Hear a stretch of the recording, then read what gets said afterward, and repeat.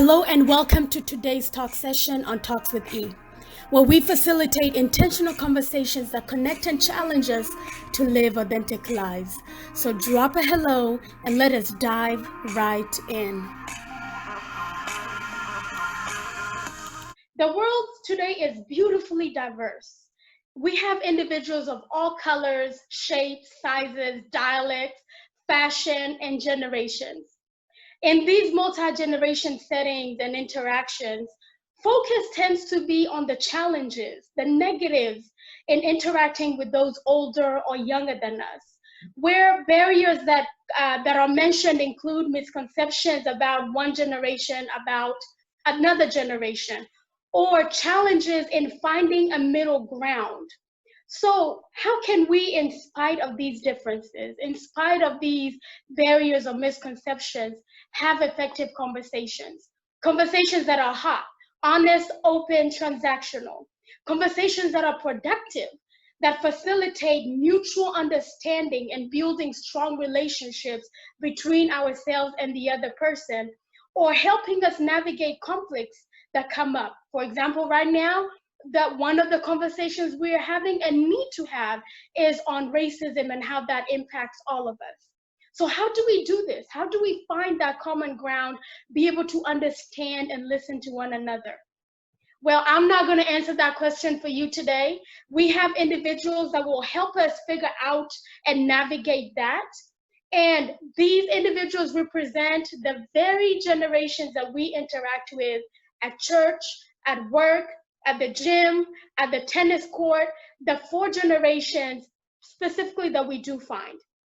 Allow me to introduce these individuals to you, and I will introduce in generational order from the youngest to the oldest.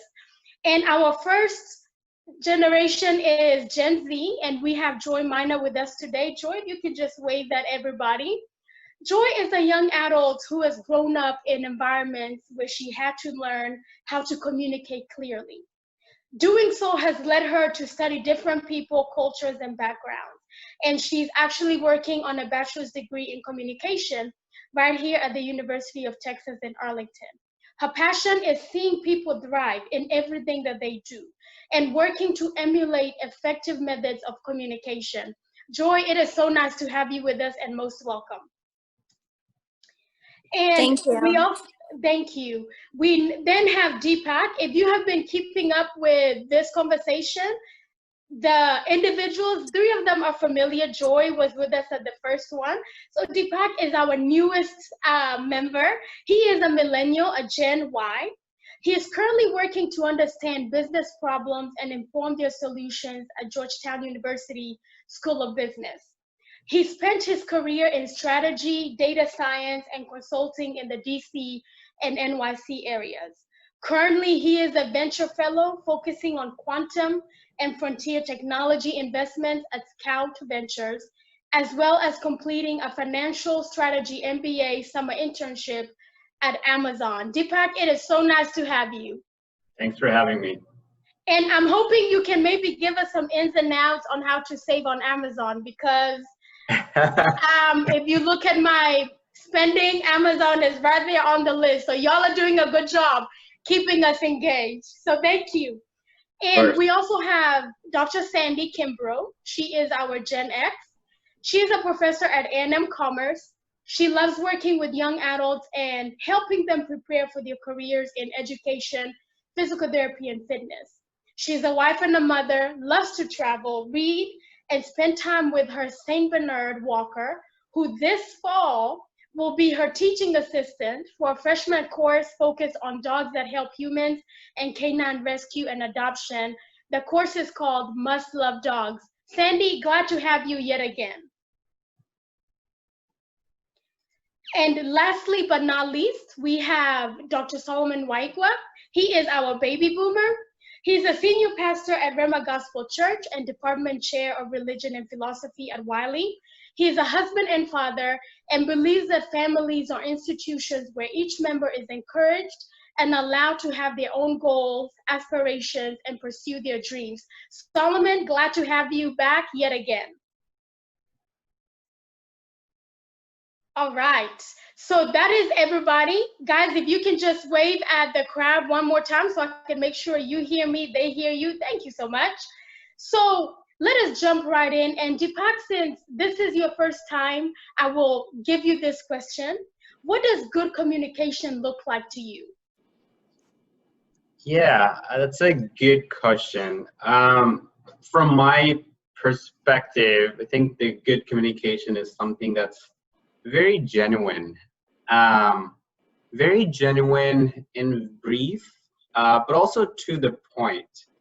Always you have to provide a little bit of background of what the communication is about, so set the stage, provide the context, but keep it straight to the point, and show that genuine nature of that communication topic that you're addressing with whomever you're talking. I think that's, to me, uh, the communication looks like, in my opinion. Okay, so straight to the point and be genuine. Yeah. Like that. And I think that has been really something that even in our previous discussion can summarize everything. Be genuine, be open, and let the individual know why you were talking and what the concept is all about. So thank you for that. So moving right in, I want to, for all of us, really highlight both the benefits and challenges of communicating with other generations. The focus for this series is cross generational conversations. So I will start with Sandy. Sandy, what are the benefits of interacting and communicating with those younger than you? I was thinking about this, and I really, I learn a lot of vocabulary, to be honest, from a younger generation. I teach college students all the time, and then I have two daughters who are college age. So I learn, new vocabulary from them, kind of trends and things that are going on that I might not know about otherwise, because they're plugged in a way that I'm not plugged in. But and I just really enjoy hearing their perspective, and it makes me feel like I'm their age, even though I'm not their age. I still think of myself as being very, very young. And I think hanging out and talking with young people helps me feel that way. Yes, age is but a number, right? We've heard that. And so let me ask you, what is maybe a new vocab you have learned recently that you really like from your daughters? Well, I don't know if this is vocabulary, but one of my daughters, with her cousins who are also young adult age, have started copying some YouTuber called Miranda Sings. I don't know, who does these funny voices, and they realize it's not correct grammar, but they use nouns where there should be adjectives and adjectives where there should be nouns. And it's just really funny. And I think I see Joy nodding like she knows what I'm talking about. It's just really funny. And then the other thing, with all the focus on racial communication right now, I've also just learned, maybe not certain terminology, but to some extent, I've talked about white privilege a lot with my own children and getting their perspective on it, as well as reading things. But I really like getting their perspective on that. Okay. Thank you for that. Solomon, what are some benefits of interacting and communicating with those younger than you? This is very important to me, to speak, and not just to speak and have a conversation, but have a life with them and have a relationship with them. I'll tell you what's happening with older people. Older people are finding that when the older you become, if God blesses you to stay around, your friends begin to leave, okay? And I have seen octogenarians, men who are 80. I'm only 60, so I'm 20 years younger than them. And I'm looking at them and studying them. And I'm seeing how miserable some of them become because they never learned to relate with people 20 years younger, 30 years younger. and make friends and have meaningful relationships. And so for me, that is one, not only just your children are the ones who will choose your nursing home. So you better be good to them. And also all those young people having a relationship so that they want to spend time with you and you want to spend time with them, so that when you grow old, well, you will not be lonely because they will be wanting to be with you and you will be wanting to be with them. So the benefits of interacting is having friends when your age mates are not there, maybe, right? Yes. Okay, thank you for that. So for Deepak, what are the benefits of interacting and communicating with individuals older than you? Yeah, it's a good question, and I may have a little bit different background. My family is still back in India, and a lot of them, my grandfather, even my own father, and they all are older. Whenever I interact with them, I face some challenges. Those are just in terms of just being in two different countries from a very wide range of spectrum. But I think, and even when I interact with my uncle lives here, he's about 70 and some change. I think I find the commonalities, no matter what the boundaries are within this country or all across the world, there's something that always resonates when I interact with older people. And that number one is the experience, right? They have seen it, they have done it, they've been there. They've been there, they've done there, they know what's right, what's wrong, what's maybe right, what's maybe wrong. So I think among my generation, I often see a lot of my colleagues and even myself very, very much also hold myself accountable, sometimes tend to neglect the advices we get or the any of those things that may benefit us or even may hurt us, but at least we know about it. So I think the experience of the older generation, I can't commend enough how important that is. And I have seen some examples in my life that that I was like, wow, I should have listened to my uncle. I should have listened to my dad, but it's too late now. So I think hearing them and taking a step back before doing that action, I think really could help us, our generation. Okay. So they have data, they have experience, content that can help you navigate in life. Thank you for that. Joy, what are the benefits of interacting and communicating with somebody older than you? I think I'm just gonna echo what Deepak said. The wisdom. I love talking to people who are older than me because my father taught me the best way to learn is through other people's experiences.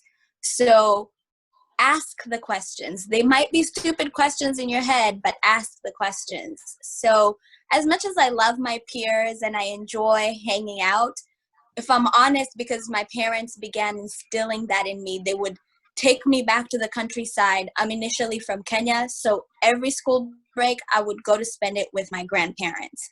And I had a list of questions. My parents made me write that list of questions.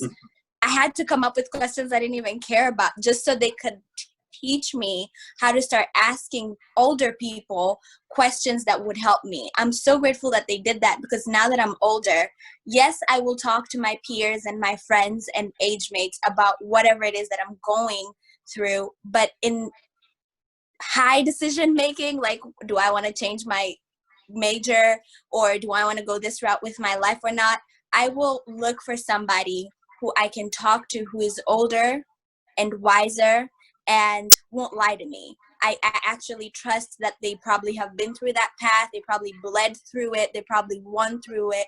I just want to know, should I walk it or should I take a pause?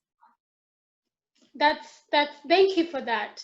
And so for the listener, I hope you are realizing that the old see benefits in speaking with the young, and the young see benefits in speaking with the old. So sometimes we do tend to focus on the challenges, and it's understandable because that's where effort is needed, but it's good to celebrate that there are benefits and positivities and acknowledge those now. And our panelists have told us that from learning new things, both of them have said that the other teaches and the other learns. So in your interactions, if you are older, there is something you can learn from the young generation. And the young generation, if you're listening, there is a wealth of information that you can learn from those older. We may not be able to understand every context, but we have something that can help all of us be able to navigate those spaces from what I'm hearing our young generation say. So now let me flip the coin, right, to challenges. And that's really the essence of this talk series, is to navigate those challenges to help us inform how we can tackle those. So Solomon, I'll start with you. What are the challenges in interacting and communicating with those younger than you? I think the first one that comes into mind is the fact that we do not speak the same language. They are natives of another country. Well, if I can use that terminology, you know, I just read somewhere that they are digital natives. Not only do they speak that, even in their interaction. And so as I go to engage them, I need to understand that everything I say may not be heard.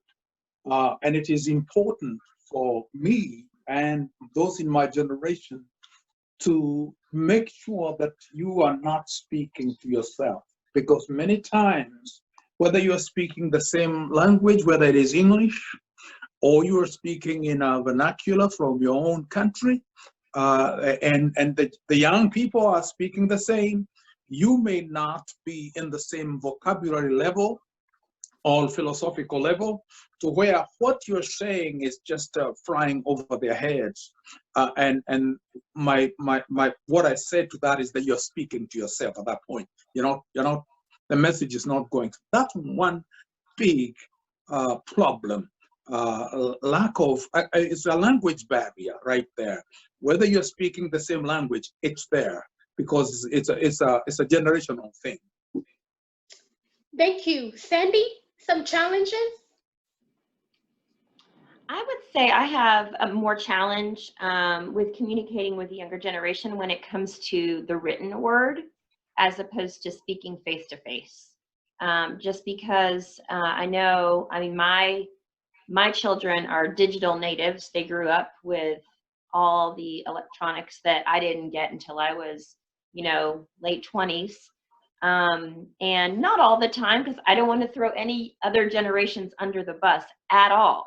But sometimes I will get an email and look at it and be like, I have no idea what they're trying to tell me. And I think it's maybe blurred lines between short communications like you would do on Twitter or Instagram or something, versus having to be a little more lengthy and detailed and clear.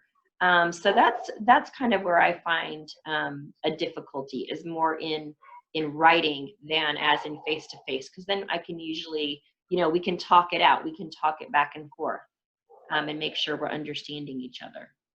Right. So the written word and different languages. And I think we can all agree, we may speak English, but the vocabulary, Sandy, I think you mentioned using adjectives in place of nouns. And so if somebody like Solomon is listening, he'll be like, what are you saying? So can definitely see that. Deepak, what are some challenges interacting with those older than you? Oh man, this could go so many ways. It could get a hard time. I think it depends. The answer depends on who you are, the family, the culture, and all of that. I think I'll just want to level set that. But I think from my perspective, and so maybe some of my colleagues that I've seen similar responses, is willing to come to sort of a common point versus enforcing a decision. I'm not saying it happens. My generation might be a bit odd because I'm millennial, so I'm on, sort of on the both sides, so somewhere in there.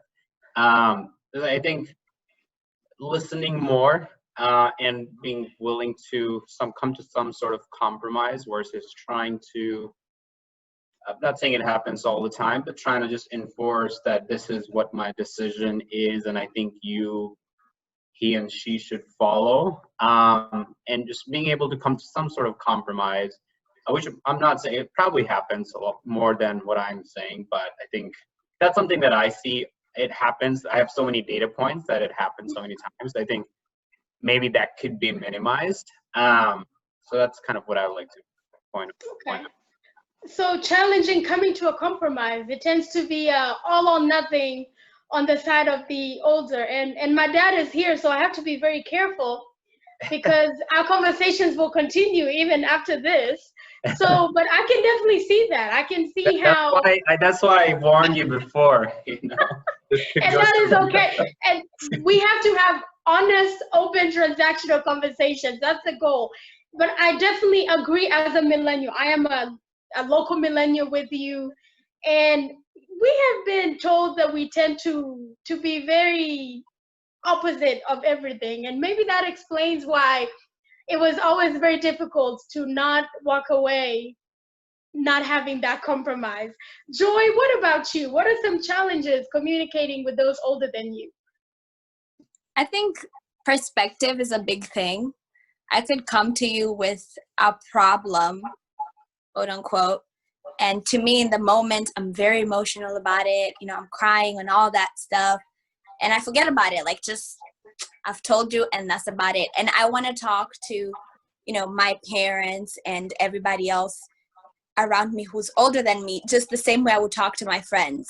But when I start opening up to my parents or people who are older than me, I discover, oh wait, they want to give me advice. They want to heal my broken parts. They want to show me what I'm missing in life. So my perspective usually is, I just want to speak it out, you know, because we're in the social media kind of world where you just blurt out whatever you're feeling. I mean, we have emojis, for crying out loud, just to help us express what we're feeling.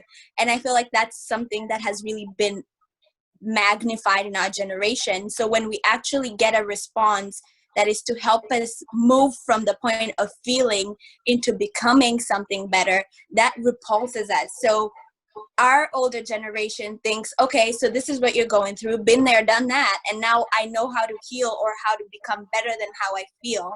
And so I feel like there's a whole lot of back and forth because we just want to say how we feel and live it out there and just be our feelings. And then we have the older generations, like, you can't live based on just what you feel. You have to be more than that. And I think it's just a matter of perspective.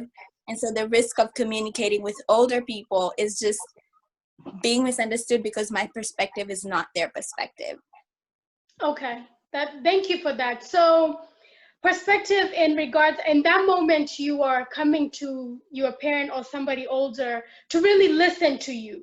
You're not asking them for content. You're wanting them to acknowledge where you are in that moment. Is that what you're saying, Joy? Yes. Okay. So parents, I've reiterated that so that way you keep that in the forefront. We have two parents in this session, Solomon and Sandy. So now let's go in to really unpack challenges, right? Because the positive things, you can talk about them a lot, but there's really nothing to, okay, how do we move on? Well, you just keep doing those positive things. But now the challenges and the barriers to communication is where we want to focus the rest of our time on.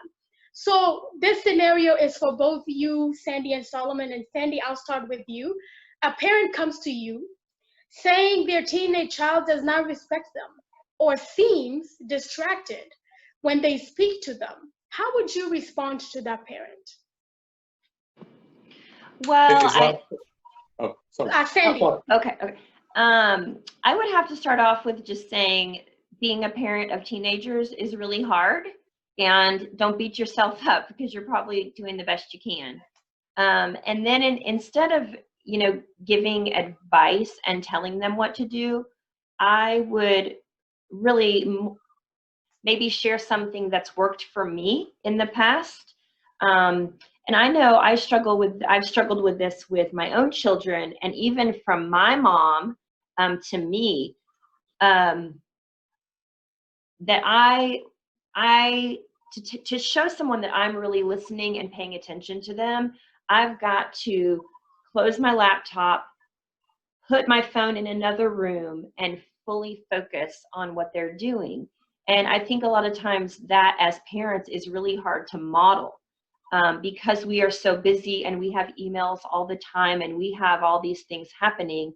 But if we want our children to not be distracted and pay attention to us when we try to have conversation, something that's worked for me is, let me close if one of my daughters calls me and I'm working and I'm right in the middle of something, I will try to model, hold on, let me close my laptop because I'm right in the middle of something, but I want to make sure that I'm listening to you. So I would just maybe share things like that have worked for me. And also a reminder that parenting teenagers is hard, and we're just trying to get them through it and let them know that they're loved. Even if it doesn't always feel like, a walk in the garden, as long as they know that you love them, and you're doing your best, just hang in there because it's tough. Yes, hang in there. And if you were a parent to Elizabeth as a teenager, I am sure you needed that. Hang in there. You're doing the best you can. She's a tough one. And so parents, you're doing the best you can. Be there and model that behavior you want that teenager to emulate. Solomon, what about you? What would you respond to this parent? I'm the one who had to hang up there, Yes. hang in there. But I think what I would help this parent is to go back and define what we are calling respect, because the young person may not be disrespectful at all. Just because they are on their phone may not necessarily be that they are ignoring you. Because I have seen young people perform tasks while on the phone and on something else.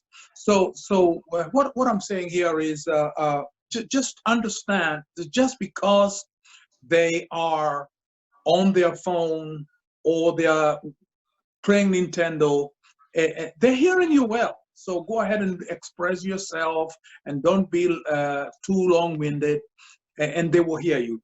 And also, let them know what it is that you want to be understood. I think that's what I would tell these parents, and to not because I've seen young people in a meeting and they all came to meet, but everybody's on the phone the whole time, 100%. So they're not interfacing. Yet it's a meaningful meeting.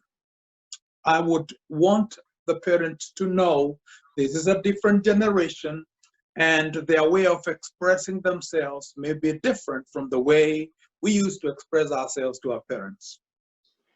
You heard it here, folks. If my father talks to me and I am on my phone, he will not see that as disrespectful. I'm going to hold you to that, Dad. I'm going to hold you to allowing me to multitask. It is now archived in the World Wide Web.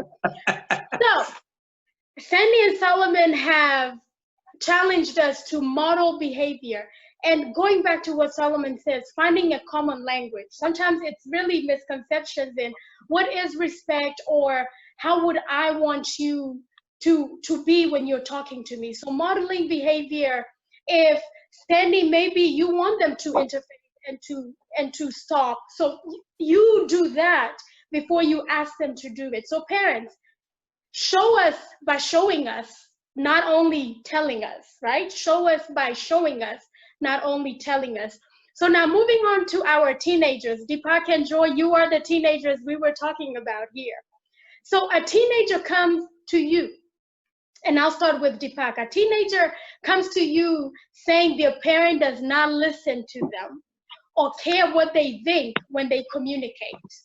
How would you respond, or what would you say?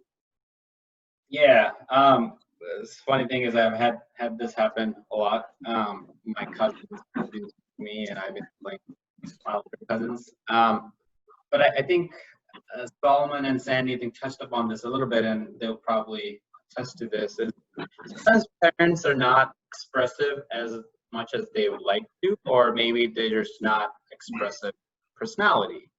That doesn't mean they are not listening to what you're saying. That doesn't mean that they don't like you, they don't care about you.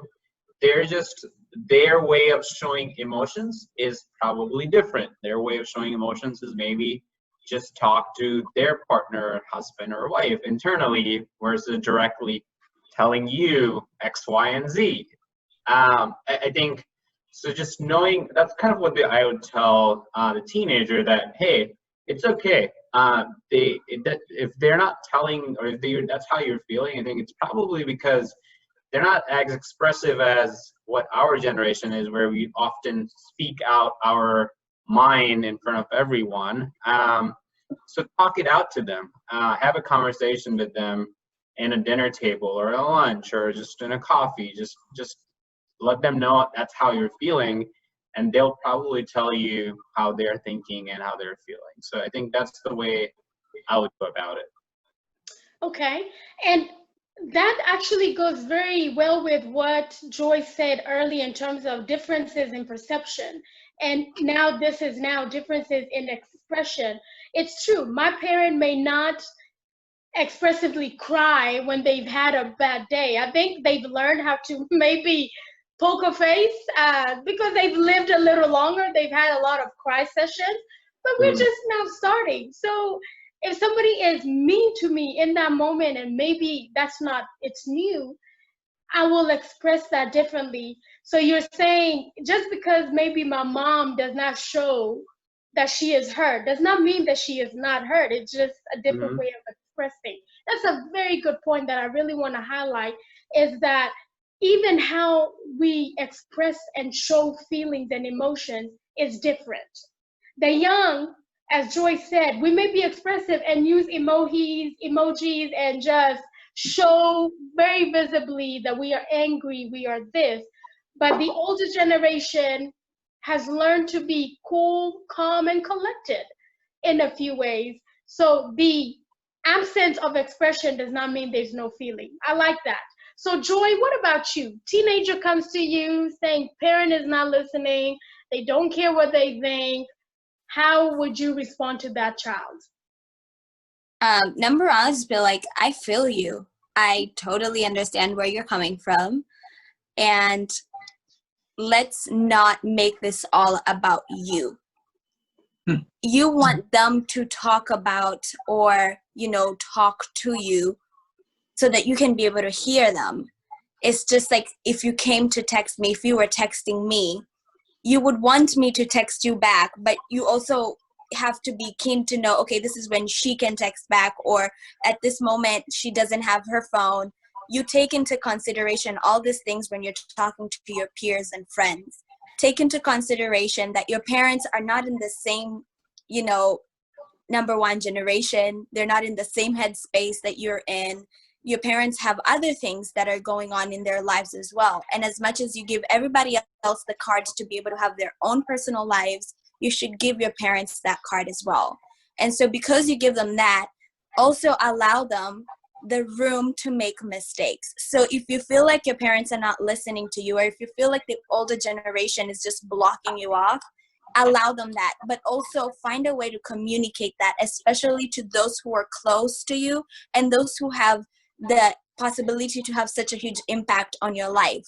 And like Deepak said, communicate, call them, talk to them, let them know, hey, it feels like you're shutting me off. It feels like when I talk to you, there's just a big blank, and I don't know whether you understand what I'm saying and what I try to say. But I always encourage people my age to learn how to speak the language that their parents speak.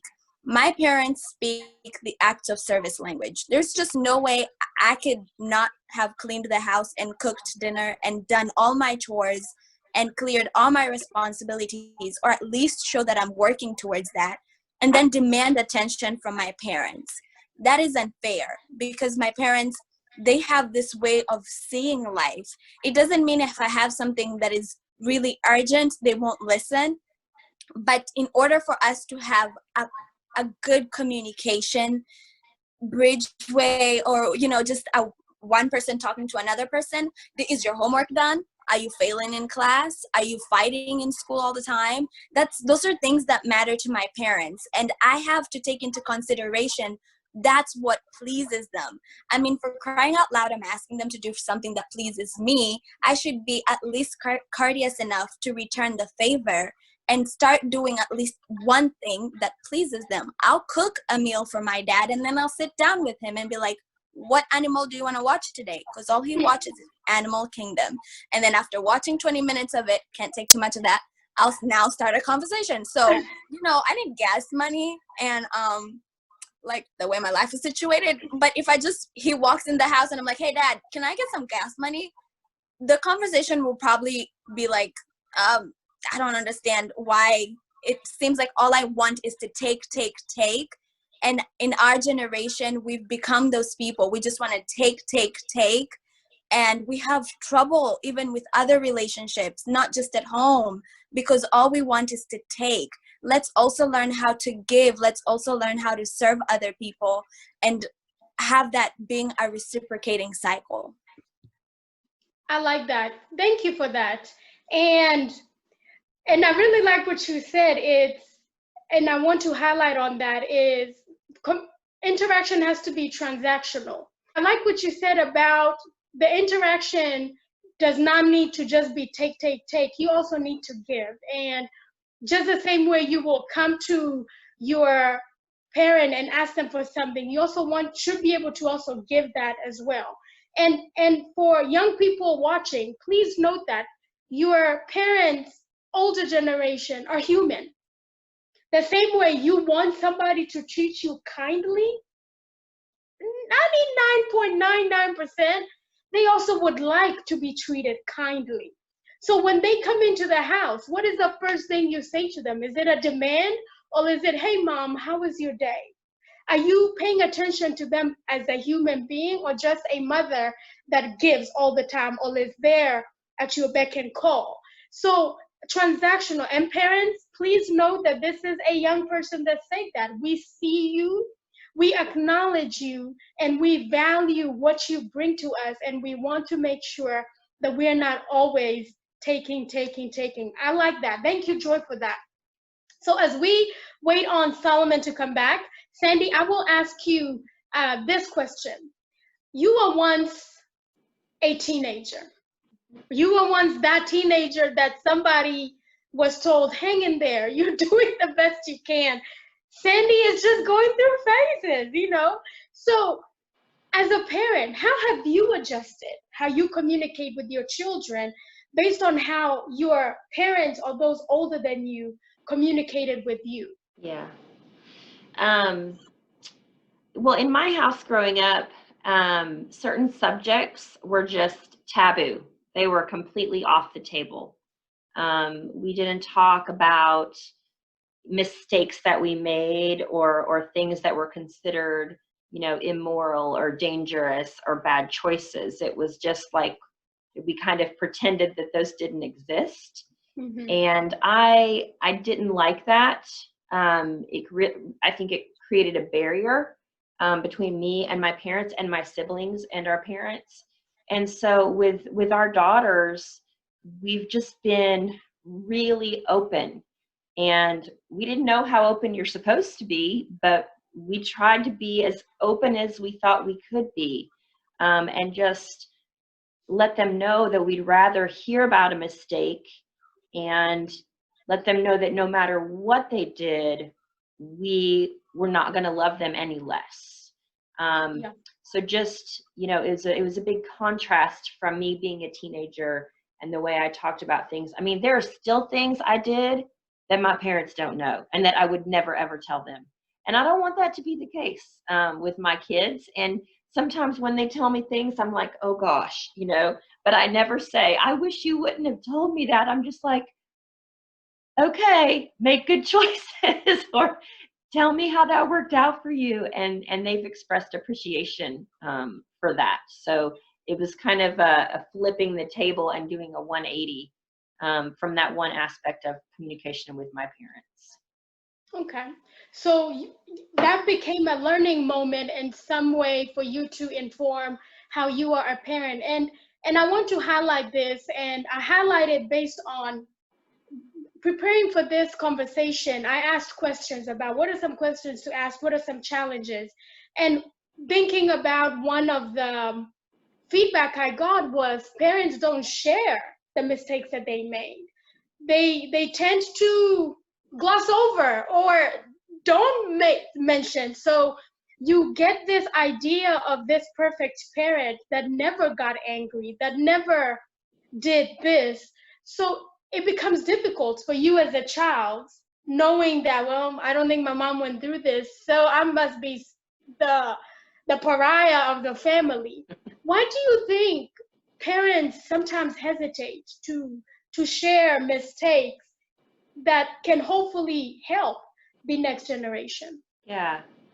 I don't know if it's something that's been passed down from, the generation of like my grandparents to my parents to me, but I feel like perhaps that has something to do with it, that it was just a more traditional setting, that parents were more maybe authoritarian, and it didn't match for them to be authoritarian and at the same time confess their own mistakes that they made. Like they always had to be right. And I also think in my life and my family, we've moved, or I've tried to move from a more legalistic childhood to a more grace-filled, being more grace-filled as a parent. And I'm certainly not doing a perfect job of that.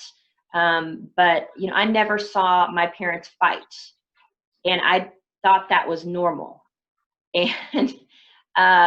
And so I really struggled first getting married. I thought if my husband and I had a fight, we were going to get divorced. And then I learned that's not the truth. That's not the way it's supposed to work. And so it was a big learning curve for me. And then I think I kind of applied that into being a parent, that my parents made mistakes that I still don't know about, that they never ever shared. And I didn't want to be that parent to my kids. So they know some of the really stupid things I've done. And my oldest daughter, not too long ago, she said, I probably did some things last year at college that were pretty stupid, but it's okay.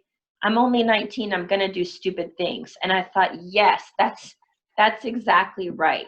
You're going to do stupid things regardless of your age, so don't beat yourself up about it. Learn from it and forgive yourself and move on. And maybe next time, you'll make a better decision, or you'll be able to relate to someone who's in the same situation as you. Right. Joy, let me ask you this question. Do you think our parents, and Deepak, I think the Indian culture and the African culture are the same in some ways, right? And we have to be attentive to the cultural differences here as well. Joy, do you think your parents are forthcoming with mistake sharing? And would you like them to be? Yes, I would love that very much. Very, very much. Because especially in my teenage years, I thought my parents were holy and holy and holy. My parents are spiritual. And so like every meeting we ever had to include prayer and, reading the word. There was nothing like anytime. This one time my mom played a non-gospel Christian song and my dad sang along. It wasn't always a surprise to see my mom, but when my dad sang along, I was like, wow. Does that mean everybody in our family is going to go to hell now? Because I just thought he was going to go to heaven and talk about how we're his family and then we can come with him. But I guess that pressure of they're always right, they got it together and all of that stuff, I wish they shared more. And I think it's a cultural thing that my parents never saw their parents sharing all of that. they don't even share that with their peers. There's just this secretive mentality kind of way of doing things with the older generation in, you know, Africa. And it's heartbreaking because I see the loneliness that introduces people to, and it drains people. But now growing older, I kind of started establishing that you don't have to tell me everything, but if I find out something about you, shoot, I'm gonna come tell you. Like, Dad, did you know that Uncle so-and-so told me that when you were younger?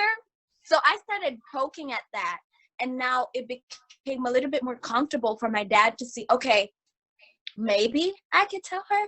And also for my mom, gosh, I loved it when my mom started opening up, but I also think that it came with age, and also me showing that I want that, I actually desire that. That was the communication part where we said, if you want something, our parents love us, they just have a very different way of showing that.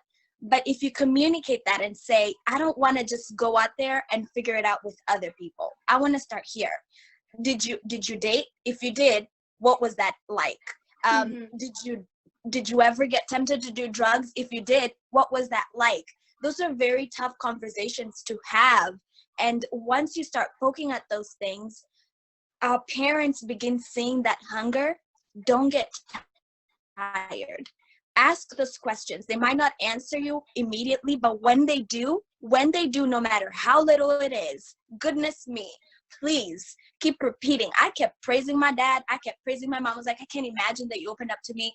Goodness me, Mom, can you pray over me so I made it all this big deal. And she just kept coming back with more, because I feel like when they opened up, somewhere along the way, they probably got hurt. And I have to work on that process and let them know I'm your child. And as much as you got hurt, I want you to be able to trust me, because there's nobody else who could help me out in this life the way you would. That's a very good point. And Deepak, I would love to get your insight on that as well, because you shared about how one of the benefits of the interacting with the older generation is that experience that can help you navigate. You may not pay attention to it and you may end up making that mistake. So what about you in your culture, as in the Indian culture, but also generation wise, is that information sharing, specifically lessons learned, mistakes made, does that happen? And would you like that to happen if it does not? Yeah, it's very similar to Joy. It does not happen. Our family, we grew up in a very rural village in the north side of India. And it was a very patriarchal society. The men are sort of the bread owners, the woman would sit in the house, and what sort of pretty much all the stories that we all have heard about the patriarchal society was very much resonated where I come from. But I grew up in a village a little bit, and then the city, and then came to the States. So I've been very fortunate. Once I started to come in the city, started getting to know that I should be asked. First, I did not know I should be asking these questions. Once I started finding out that I should be trying to learn more about what happened to them when they're kids, or their story were like, how were the schooling system went back when they grew up. So it started poking these questions. I think, as Joy mentioned, they started opening up for slowly. But then if you hit on some specific points that they resonate, then they'll tell you more. So you have to just poke around, because I think they themselves have never felt vulnerable in the sense that someone is trying to ask about my own life, where I have always been asked about take care of the family, take care of the kids, take care of the everyone around you. So they have never gotten this comfort that, oh wow, someone is actually asking about me. So the more you sort of show that it's okay to open up, I mean, I'm your kid, I want to know this. I thankfully know that I should be asking this. I mean, if I would not be here, I probably would not know that. So I think yes to both of your questions. I think they started opening up, and absolutely I love going forward to my kids and future generations I would sort of resonate with what Sandy was saying. I would want to tell them, here's what happened to me, here's what you should get, it's bad, but you should try it. You'll never know till you try it. Go out there, but here are some of the learning lessons that you should keep in your back pocket. Yes. Okay. Thank you. So, in essence, our conversations, interaction need to be hot, honest, open, transactional. And who does not like to talk to somebody that does not seem interested? So the Yeah. idea of show interest, let your parents, let the older generation, the younger generation know genuinely that you want to hear their stories. Have I ever asked my mom, did she ever date? I haven't. But then I sit here saying she's never told me, but I've never asked, right? So it's transactional. Don't wait for your mom to tell you. She may not, because maybe her mom or your dad's father did not. So they learned to be a parent from their parent. But we can teach and adapt. Sandy changed her communication method with her children based on that. And Joy and Deepak have shared that they would love to have that transactional conversation, and they plan to emulate that. So parents, be ready for those questions. It's okay if you don't know how to answer, and that is a part of being honest and say, wow, I don't know how to answer, but give me 24 hours. And then you spend those 24 hours coming with your talk points. And kids, if they shut off completely, it's okay. It's something new. Come back again next time and maybe ask in different ways. Conversations, you can't expect everybody to say hello back to you. Maybe hello doesn't work, but a compliment works. Open, those conversation starters. So I really like that new input there. So now that we've talked about how we would want some conversations to go, let's talk about solutions, strategies here, right? Joy, I'll start with you. How do we tackle conversations where the young and old cannot agree? Agree to disagree. I'm a firm believer of, if you don't agree with me, I don't have to associate that with that, meaning that I don't like you, you don't like me, we can't be friends. No. This is just disagreeing on whether to put ketchup or mayo on my burger. That doesn't mean that we shouldn't be friends. And some things are bigger than that. But I don't think that we should allow what we disagree on to be the things that break our unity. I think we have this sick belief that unity can only be found if you and I agree on the same thing. And a lot of things we don't agree on just because of little small details. Honestly, if you think about it, much of what my parents and I keep using them because, well, they're the ones that are closest to me. Much of what we disagree on is not even the end picture. It's not even the end goal. The end goal is usually pretty much the same. Sometimes it's, are you going to take the bridge or are you going to fly over that? Are you going to walk or are you going to skip? And sometimes I have more faith in myself that I can walk throughout that whole bridge, and if I fall, I know how to swim, and I know these things about myself. And then my parents are like, but you could wait and we could buy you an airplane and you could fly over it. And I don't want to wait. So those are the things that we disagree about. They're not always those major big things. Honestly, in the major big things, I have found that we have respect, we have trust, and we have faith to trust each other, parents, children, older, younger, to know, you know what, she got it. And if she does it, I'm going to be here for her in those major big things. But in the little things, we want to tag and war about it. So let's just agree to disagree. It's okay. It's completely okay if we don't see eye to eye with what I see, but don't hate me because of it, and don't belittle me. Please, please, please don't make me any smaller than I am because I disagreed with what you said. I'm still a person. I'm still growing. I am still worth listening to. I'm worth your time, and so are you. We can agree to disagree. Don't make me smaller than I already am simply because we disagree. And yes, I am right there with you, Joy, in terms of sometimes the disagreements come in the process. The end goal is very much the same, but it's the navigating there, or maybe specifically what that looks like. Sandy, let me give you this question to also answer as well. How do we tackle conversations in moments where we do disagree? Yeah, I really like what Joy said, because it's okay to disagree. It's okay for two people who care about each other to have different opinions about something. That's fine. And I would add to that, when you disagree with someone, be cautious on giving them a label that is broadly defined by our culture. You know, right now, like in our country politically, it seems like so many people are either way over here or way over there. And you can't say, well, I feel this way about this and I feel this way about this. It's almost like, to some people, the freedom of having a variety of opinions is not okay. They just want to label people as maybe even according to their generation, which is, you know, I don't like it at all when I hear people say, oh, teenagers these days, blah, blah, blah, blah, blah.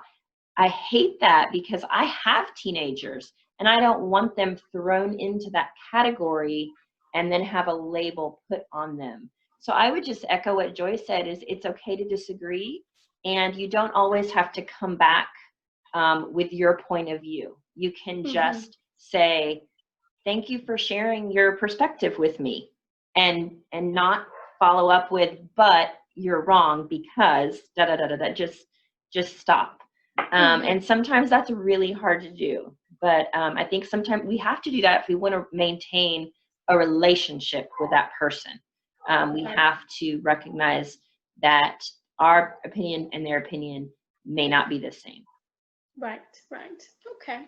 So Deepak, let me ask you this question. Sandy and Joy have spoken about ways to navigate those disagreements. What is one strategy that you would give to bridge the communication gap between generations, whether that is in regards to perspectives or disagreements? Yeah, I think one thing which is probably very common and everyone knows this is talk less, listen more. And both Sandy and Joy, I couldn't agree more with what you both mentioned. And I think an enabler of that, or strategy to make it happen, is we as a human beings have this tendency that if someone is talking and if there is something negative, that it's probably not for us, but we just see that that's not positive, or I don't like that specific word, we tend to just react. My only advice would be to listen, and listen completely, and then think about it maybe for 5-10 seconds, and then speak. Because sometimes when we speak, words are the wisdoms, right? So whatever you say is already embedded. I mean, unless it's in family, but if I'm in a, let's say saying in a park and we're talking about something, there's various type of people, various different personalities. Whatever came out of our mouth, that's how we're going to be judged. So I think I'll go back to the point of talk less, listen more.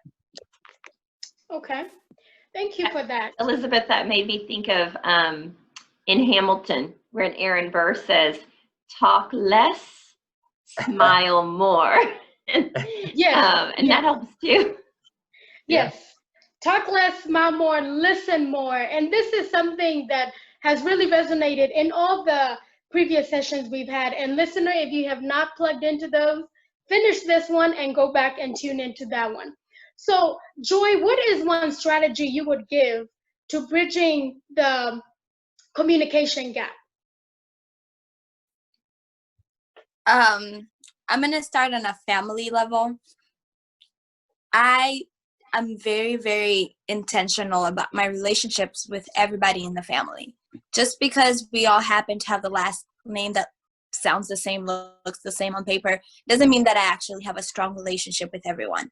So for my brother, I'll be like, you want to go swimming? Do you want to go, I don't know, to McDonald's, to Chick-fil-A, whatever, go somewhere. And even if it's just going to be stressful, because he is a handful, I intentionally take time and we talk, even if we're yelling half of the time, even if we're just screaming at each other. And what that did, like, there was a time, especially when we were both teenagers going through high school and stuff, there was a time where that was really, really hard. But because I was very intentional about it, I'd keep pushing for it. And eventually he would just do it just to shut me up. And I think that everybody in my family probably does those things to just stop, to make me stop talking. I do the same with my dad. I talk about daddy and me dates where when I was in high school, when he's working, there's a weekend, I set it out. I really don't care what is going on in his world. That weekend is my weekend.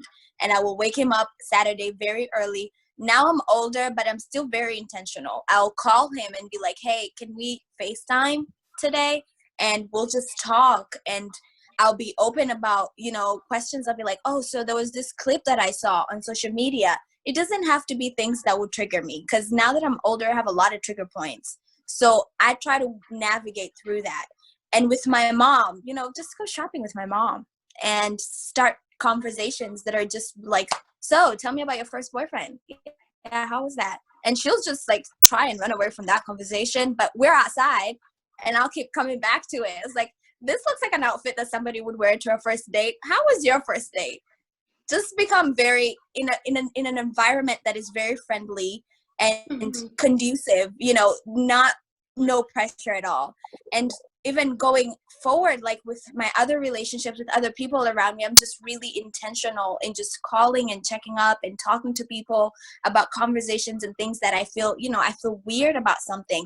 I do the same thing at school. If my professors, they love me because I will come and talk to you about something that has nothing to do with class. If, say, you said something and it rubbed me off the wrong way, I will be that student that stays behind and like, there is something that you said about African people. That's really not how we do it in Africa. I would love to help you understand better if you give me the chance to. So I will try and find ways to be intentional, not to put people in a corner, but to allow them to see. If you'd like to cultivate this further, there is actually a way for us to do that. And I think intentionality is key in our society. We see so many broken places and we're calling everybody to come fix it. But I think it's time for us to stand up and be intentional to being the problem solvers to the problems that we're facing today. Right. So being intentional, letting the recipient of that question know what it is you want. And Deepak mentioned this is, let me know why is this conversation happening. So introduce that, a movie trailer in a way, and create that setting, because there are conversations that spaces, they're appropriate spaces. Don't ask your mother about her first dating experience as you walk into church. Yeah, that may not be the setting. Could be when you're driving somewhere and she's behind the wheel, so she can't exit the conversation. So be intentional, emotional intelligence, be smart. And Solomon, I'll ask you this question as well. What is one strategy we can use to bridge the communication gap between generations? Well, I think listening is very important. That's something that older people may have to learn, to listen intentionally, to want to engage what's being said. By engaging, I mean critically entering into it and intelligently responding. So I think that is one thing, because if we go by what we learned from our own parents, is that there was no time when they listened to us. The lady that just spoke there, God bless you that you had a daddy that you could tell, today's my day. My sister could not say that with my dad or even myself, So you are a product of time.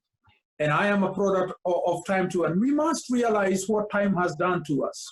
And so those of us that are older, when we get to engage younger people, we need to understand where they are coming from. So it's always good to listen. It takes time to listen. Maybe sometimes it's laborious, but we need to use that energy to listen, to engage in terms of, listening. We want them to give us their face. Hey, look at me. I'm talking to you, eyeball to eyeball. Get off the phone. How about us giving them our ears and intentionally showing them that they are important and we want to hear from them? Okay, thank you for that. So to wrap up, we've had a really great discussion on benefits, challenges, and navigating some of those. So the closing remarks for each of you, what is the main message you would like the audience to take away from today's session? That one thing, if they listen to nothing else, this is that one important thing. And Sandy, I will start with you. That is a hard question.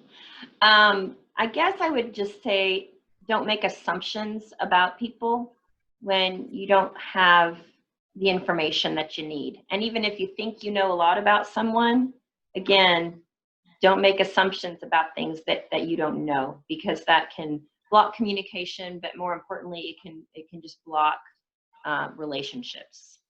Okay, thank you. Deepak, main message you would want someone to take away from today? Yeah, I think I'll go back to our initial starting point conversation.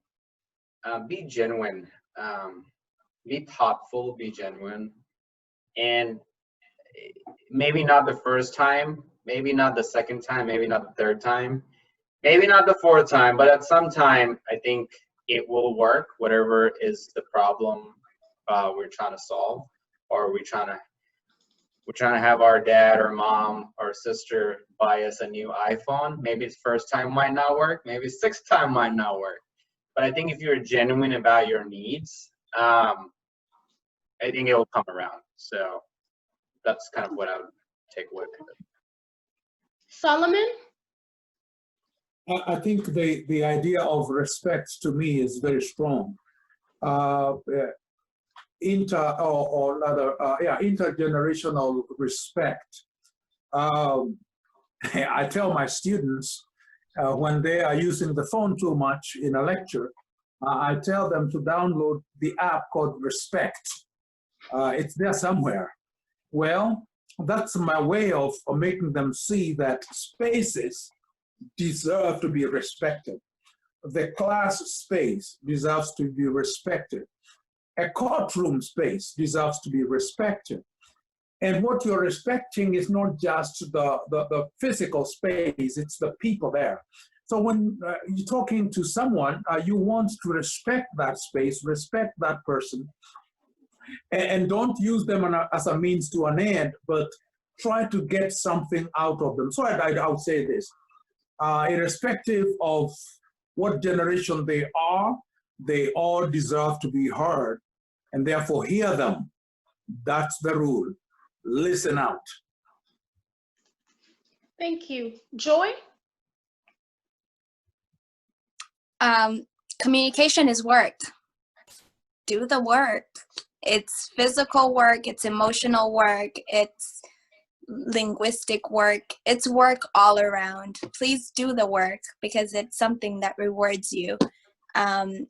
Whether it's with people who are close to you or whether it's, with people who you just see once in a while, whether it's your professors or your doctors or, your Uber driver, whatever it is, it's work. Please do the work. It's more than just words. It's more than just your body language. It's all of that put together. And it seems, I feel like we made it look like, it shouldn't be as hard as it is. It should be.